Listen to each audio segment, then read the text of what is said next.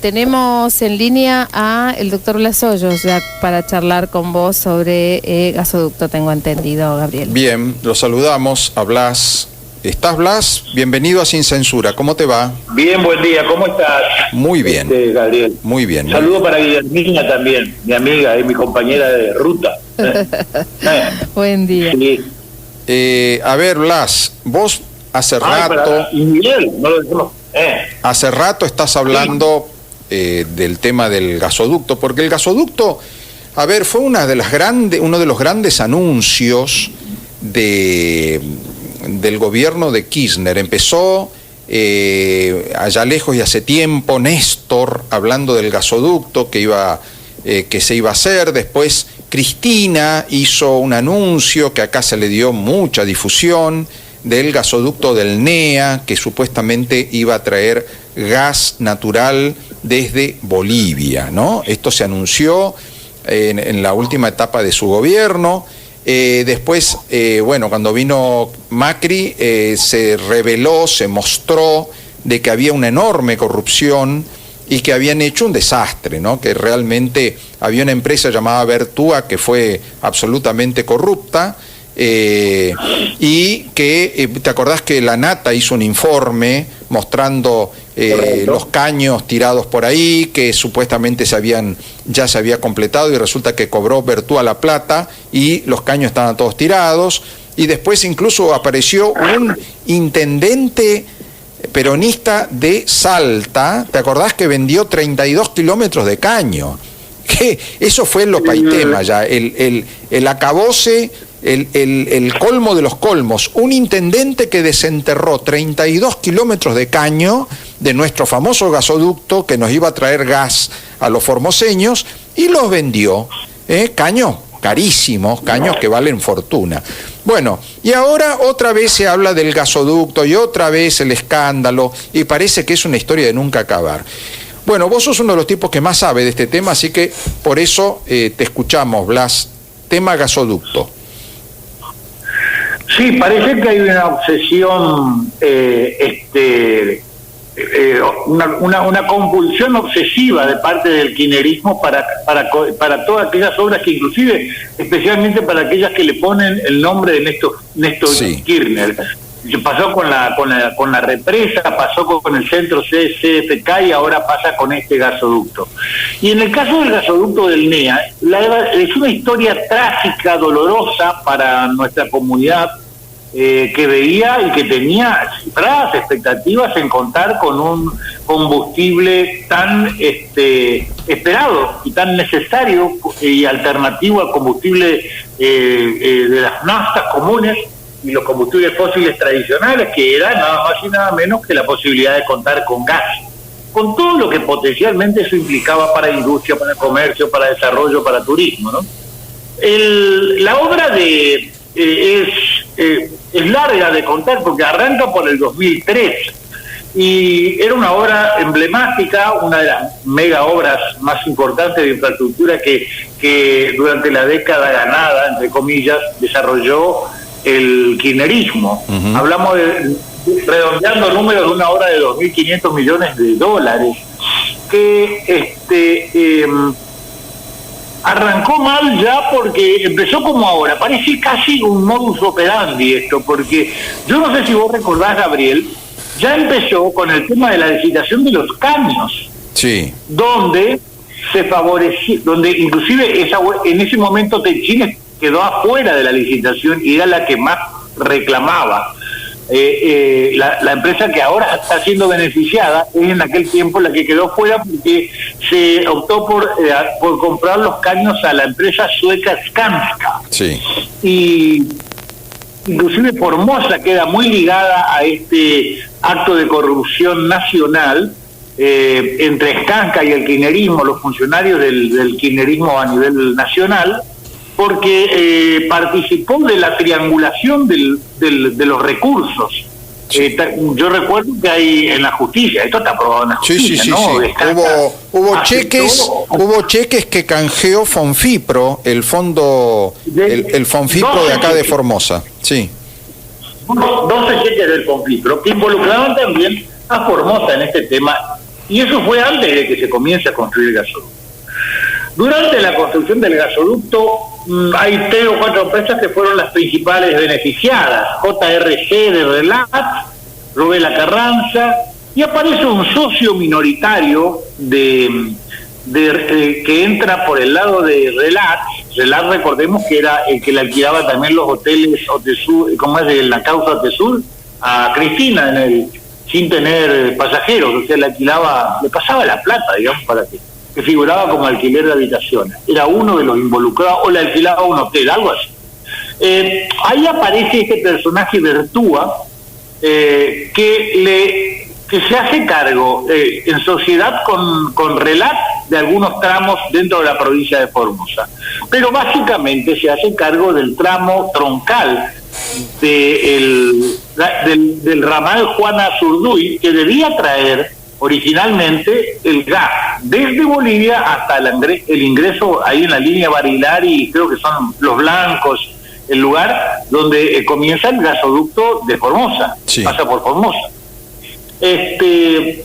Son 230 kilómetros. Creo que Vertúa llegó a un costo en aquel tiempo, era de 1.300 o 1.200 millones de pesos. Y después la otra desgracia que tuvimos también nosotros, si quiere, es que a Vertúa también le adjudican el tramo desde Formosa hasta Mansilla, o sea, hasta la conexión con el sur, con la parte con Chaco, hasta el río Bermejo, digamos. Pero eso lo dejo para después. El tema finalmente fue que Vertúa nunca hizo ese tramo, cobró un adelanto de 733 millones de pesos y se fue a instalarse en Pinamar, donde inició un emprendimiento inmobiliario llamado Valle Robles, multimillonario, con canchas de golf, piscinas, lagos artificiales. Y para el lanzamiento de este emprendimiento inmobiliario de lujo, lo trajo inclusive Ricky Martin. Ricky Martin, exacto. Le pagó $1 millón, sí. Bueno, y ese empresario es el que termina denunciado, acusado, aparece también en la denuncia de los cuadernos, ¿te acordás de Centeno, el chofer que anotaba todo? Bueno, Vertúa también aparece ahí, y en definitiva, todo esto terminó en un gran escándalo de corrupción. Pero acá tuvo una lectura distinta. Acá Gildo, lo recuerdo perfectamente, cuando decía Macri paró la construcción del gasoducto y nos perjudicó a los formoseños. Es decir, un acto absolutamente de hipocresía de parte de Infran, que sabía perfectamente que el gasoducto estaba paralizado por los gravísimos actos de corrupción. Y no solamente eso, la Nata, cuando hizo aquel informe del 2016, al comienzo del gobierno de Macri, mostraba los caños tirados, partes que figuraban como que se habían terminado y estaban abandonadas, lo que se robó el intendente de esa parte de Salta, que se choreó 32 kilómetros de caño. Bueno, realmente una cosa escandalosa, y que acá el gobernador decía que la culpa la tenía Macri, que Macri había dicho, no, qué buena obra, van a quedar demasiado bien los Kirchner, y Gildo también va a quedar bien con esta obra, vamos a jorobar a los formoseños. Esa fue la historia, el cuento de hadas que contó Infran. Eso tenemos un discurso de él en Por Nuestra Gente Todo, donde dice eso, que íbamos a tener gas natural en abundancia, pero que Macri nos quiso perjudicar. No dice una sola palabra de que todo esto estaba por orden judicial, tuvo preso el empresario kirchnerista que hizo la obra, estuvo preso, por orden de un juez federal. Sí, totalmente. Bueno, y es como vos decís, el problema que la enjundia que ellos tuvieron con el Plan Belgrano, porque el Plan Belgrano sin querer vino a poner blanco sobre negro. Nosotros teníamos que informamos, ellos corroboraban allá, y bueno, se encontró con que había serias, gravísimas irregularidades respecto al manejo de la obra pública de Formosa, y bueno, el eje central sin duda era el gasoducto. Hubo presentaciones judiciales que hicieron que la obra se separara por esa razón, digamos. y básicamente después terminó haciendo eclosión con el caso de los cuadernos de Centeno. De este señor. Centeno. De Centeno. Sí. Pero fíjate vos, acá por ejemplo tenemos primer problema, y yendo a lo que vos planteás de la mentira del relato del modelo formoseño.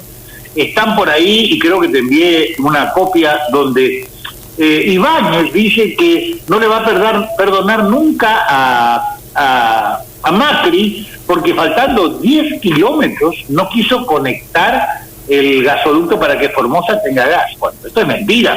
Nos faltan 230 kilómetros, 215 sí. kilómetros para abastecer al gasoducto. Pero fíjate, ahí no termina la cosa. Una vez desatado el escándalo de los cuadernos de Centeno, Bertúa estaba preso, el gobierno de Macri intentó por todos los medios, a través de lo que era en ese momento ya IEAXA, ya no era, suplantó a Energas, a terminar por administración o por una nueva, adjudicando a otras empresas, la terminación de los tramos finales del gasoducto. Pero para eso necesitaba previamente que las provincias presionen a los adjudicatarios de la obra original para que entreguen la obra para que se pueda terminar y presionen. Esto pasó con el Chaco y pasó con el norte de Santa Fe, sí, donde había un avance de obra de casi el 95%, y entonces pudieron lograr los gobiernos de Pepo y el de Santa Fe, no me acuerdo quién era, que eran los que, porque vos viste, hay una especie de delegación en cada provincia para la adjudicación de la parte administrativa de la adjudicación de las obras. Sí. O sea, eran ellos los que debían presionar a los empresarios presos con Bertúa para que entreguen la obra y de esa forma se puedan terminar. Yo recuerdo como funcionario en aquel entonces que gestioné durante mucho tiempo, hice alrededor de 14, 15 llamadas, visitas, hablé con gente, para lograr que el gobierno de la provincia compareciera conmigo, nos reunamos en IEAXA para poder resolver este tema. ¿Por qué? Porque la solución que encontraron fue que, habida cuenta de que Bertúa se había comido todo el tramo de los 230 del caño troncal, digamos, Juana Zurduy, que debía traer el gas desde el norte hacia el sur, desde Bolivia, dado que los hermanos bolivarianos y de la Patria Grande en realidad no estaban cumpliendo ni siquiera con el suministro de gas correspondiente al gasoducto NOA, no podían, y tampoco habían hecho las inversiones para poder cumplir con el NEA. En tercer lugar estaba el tema del costo del millón de BTU. El millón de BTU estaba los amigos de la Patria Grande, América Grande, inclusive después recuerdo que lo tuvimos que traer exiliado a Evo Morales acá. Sí. Pero ellos nos vendían el millón de BTU en ese momento a $7.65. Sí, el millón de BTU hay que contarle a la gente que es la forma de medir el gas, el gas natural. Sí. Sí. Y nosotros, en ese momento, a través del desarrollo importante de inversiones que tuvo Vaca Muerta, se había podido lograr un desarrollo importante con el cual se recuperó inclusive la provisión interna y el cumplir con los compromisos de exportación con Chile. Entonces, ¿qué hicieron? No tenemos los 230 kilómetros que se llevó Bertúa, no tenemos el canal, es caro, y nosotros podemos proveer al gasoducto del NEA de gas a 3.75 centavos de dólar el millón de BTU, o sea, casi la mitad de lo que nos pedían los bolivianos y que todavía nos faltaba terminar la obra. Entonces, ¿qué se hizo? Se invirtió el sentido de provisión del flujo de gas y se trajo desde la estación de Loma de la Lata, se bombeó hacia el norte. De esta manera el gas pudo llegar, ¿no es cierto?, hasta el Chaco, donde inclusive ahí están proveyendo, ahora con el tema de la caída de la producción, no sé cómo estará eso, pero llegó a tener hasta Puerto de Vaperón, el flujo de gas llegó en su momento. Pero el problema que teníamos nosotros, ¿por qué el gas no llega a la ciudad, por lo menos Ciudad de Formosa, La Herradura, Tatané, Mansilla? Porque Bertúa tenía ese tramo, por eso que lo dejé para el final. También tenía el tramo de conexión de Formosa con el Chaco. Y y no sé por qué razón, eso habrá que evaluar, había una complicidad muy fuerte entre el gobierno y Vertúa sobre todo, porque Relats y compañía, bueno, se relajaron, entregaron las obras y todo eso se pudo terminar con unos 6 millones de dólares que destinó IEAXA a la terminación de esas obras. Recordemos que en el Chaco la etapa de terminación era casi de un 95%. En cambio acá, en el tramo de Vertúa, que era el más retrasado de todos, no llegaba al 40%. Pero así todo se habló para ver si el gobierno intercedía y presionaba a Vertúa para que entregue la obra y de esa forma se la pueda terminar y por lo menos llegar el gas hasta la capital de Formosa. Esto nunca ocurrió, nunca fueron a la reunión, me dijeron que inclusive no iban a concurrir, esto está Nando De Vido, Ibáñez, todos los que participan de esta gestión, y finalmente no pudimos acordar y Vertúa se entalonó y nunca entregó la obra. Por eso Formosa no llega hoy el gasoducto hasta por lo menos hasta la zona sur y capital. Después de esto se cayó la obra, obviamente esa obra es una lástima cómo está desperdiciada, pero no se conformaron con eso. Y como vos ya adelantabas muy bien, el negocio ya pasó a ser como estos profanadores de tumbas que van a los muertos y le sacan los dientes, los anillos, sí, y ese tipo de cosas. Bueno, se ensañaron otra vez y, por ejemplo, el intendente de Aguaraí es uno de los casos más sonados, de apellido Del Prado, peronista el hombre, se robó 30 y pico de kilómetros de caños. Totalmente. Los caños sin costura son caños de unos 12 metros de largo y tienen un costo muy alto porque vale 5.000, o sea, de 5.000 a 7.000 dólares cada unidad, y se los vendía en el mercado negro a 150.000 pesos. ¿Para qué? Como alcantarillas, lo ponían como alcantarillas para el acceso de puentes, de campos, y también lo partían al medio. Tengo fotos sobre este tema, en el cual se lo usaba como comedero y bebedero para animales, utilizando un kit carísimo. Esto también, acá hay una complicidad con la gestión del ministro Cabandier. Entre Prado y Cabandier se está comprobando, esto está en el juzgado de Salta, donde la Cámpora también participaba de ese negocio, o sea, punteros de la Cámpora también participaron del negocio del saqueo de los caños, ¿no? Argumentando con Prado una cuestión ecológica de recuperar esos lugares de desmonte que se hicieron en plena selva de yungas salteñas y todo eso. Bueno, ahí está también porque algunos tenían habilitación del Ministerio de Medio Ambiente o Secretaría de Medio Ambiente para poder operar robando los caños.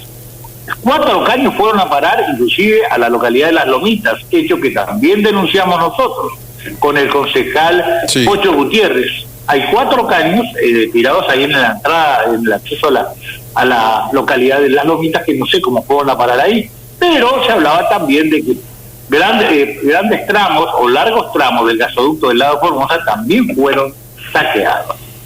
Esta es la triste historia, mi estimado Gabriel, del gasoducto y de por qué el gasoducto nunca funcionó. Ahora, por ejemplo, la historia es como que se reedita, digamos, porque aparece otra vez la licitación de un gasoducto, le ponen el nombre de Néstor Kirchner, justamente, fatídico, y empieza la obsesión por el negocio de los caños. Ahora pretenden beneficiar con artilugios propios de una licitación, pretenden adjudicarse el ATECHIN cuando en realidad se puede, no debería ser así. Está orientado, esto lo denunció, y fue un escándalo porque mereció la renuncia de Prosnato, que era el encargado de IEAXA de hacer la licitación. Y después le costó el cargo a Culfas.